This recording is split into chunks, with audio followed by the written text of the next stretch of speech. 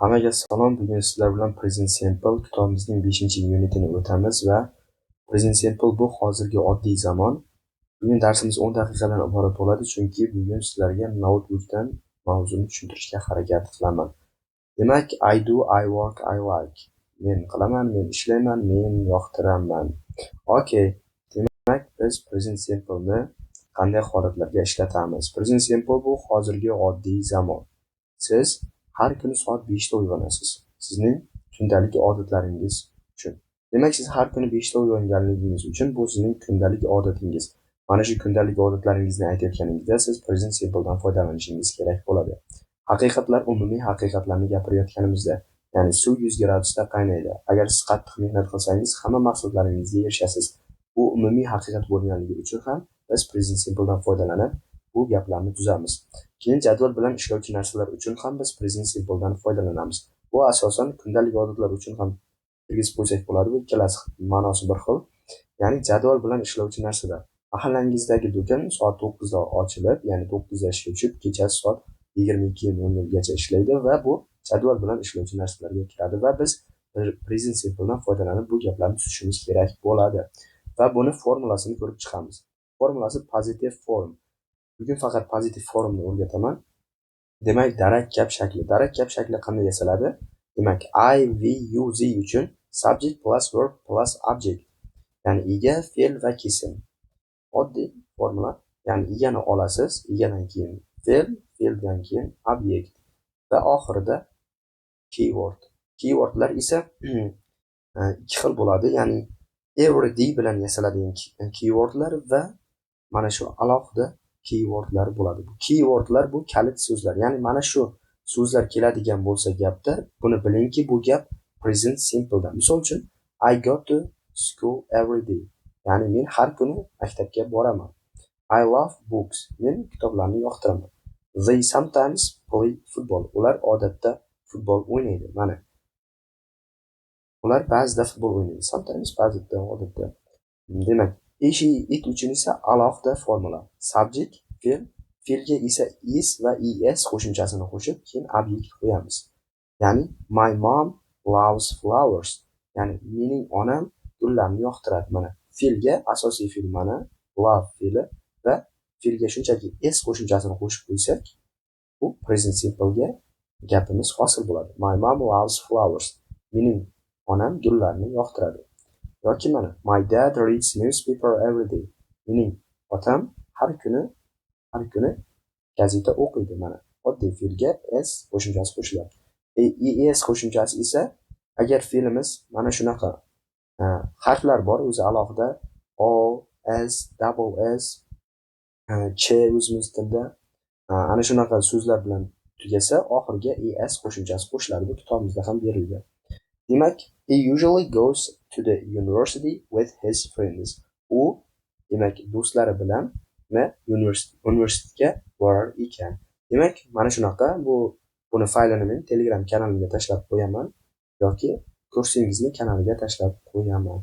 Demak, biz kitobga qaytamiz. Kitobimizda nimalar bor ekan? Kitobimizda mana ikkita bola kutubxonada ekan va aytayapti. They have a lot of books. Ularda ko'p kitoblar bor.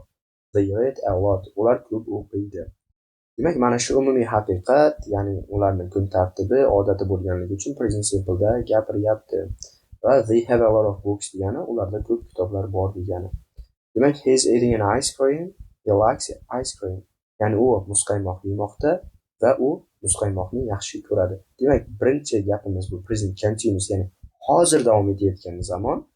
Ya'ni hozir ayni damda u muzqaymoq yemoqda. Pastda esa present simple da. He likes ice cream. U umumiy olganda mana shu muzqaymoqni yaxshi ko'radi. Ya'ni haqiqat. Umumiy haqiqatlar uchun ishlataylik-ku present simple. Xuddi mana shu gapimizda umumiy haqiqat bo'lmoqda. Ya'ni siz nimani yaxshi ko'rasiz? Misol uchun siz futbol o'ynashni yaxshi ko'rasiz. I like playing football deysiz. Ya'ni men futbol o'ynashni yaxshi ko'raman. Yoki onangiz televizor tomosha qilishni yoqtiradi. My mom loves watching TV every single day. Ya'ni mening onam har kuni televizor ko'rishni yaxshi ko'radi. Biz shunaqa gaplar tuzamiz va bu yerda present simple ning formulasi mana I, we, you, they uchun subject plus verb. Mana verb keyin obyekt bo'ladi.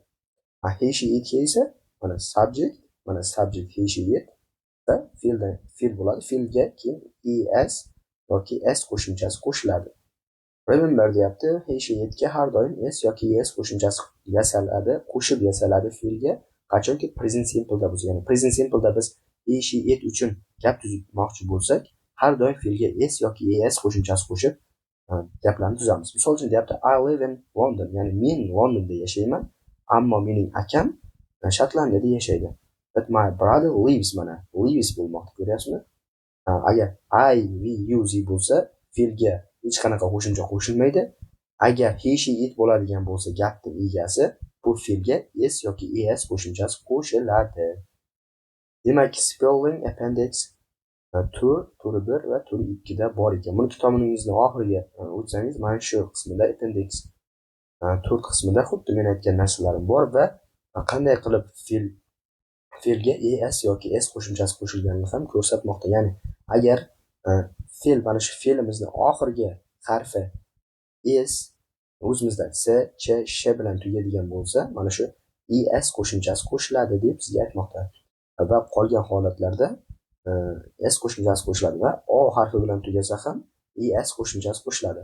Va noodatiy holat har doimgidek y bilan tugasa, ya'ni y harfi bilan tugasa, ies qo'shimchasi qo'shiladi. Mana bu y harfi tushib qoladi. Study, studies, care, cares.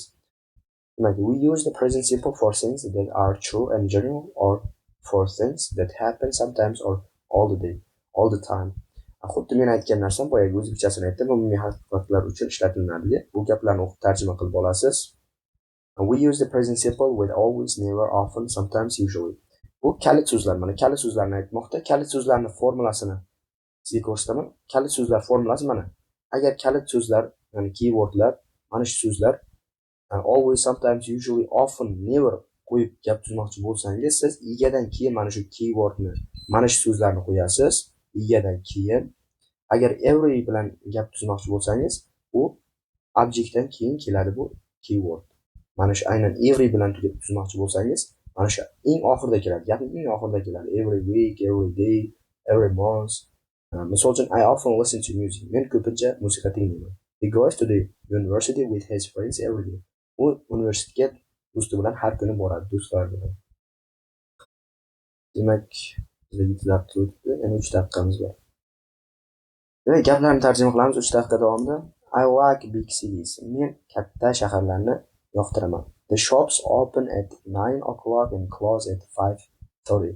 Ya'ni mana shu vaqt bilan, ya'ni jadval bilan ishlovchi ish harakatga misol bo'ladi va present simple da ifodalanadi. Demak, do'konlar soat 9 da ochilib, 5:30 da yopilar ekan. Qolganini o'zingiz tarjima qilasiz va aytgancha men hozir tushuntirgan narsalarimni va bu yerdagi fayldagi har bir so'zni, gapni daftaringizga, grammatika daftaringizga ko'chirib olasiz va homework guruhiga tayyorlaysiz va bu yerdagi har bir fe'l so'zlarni lug'at daftaringizga yozib, tarjimasini men o'rgatgan usul orqali tarjima qilib, demak, yodlab olasiz va sizdan o'qituvchingiz so'raydi. Bugungi darsimiz mana shulardan iborat edi. Agar qayerga tushunmagan bo'lsangiz, bizni har doimgidek Telegram guruhimizga, kanalimizga o'tasiz. Bu yerda savollar bo'lsa, mana shu kommentariy qismiga yozib, bemalol o'qituvchidan maslahat olsangiz bo'ladi. Hammaga rahmat, xayr, salomat bo'ling.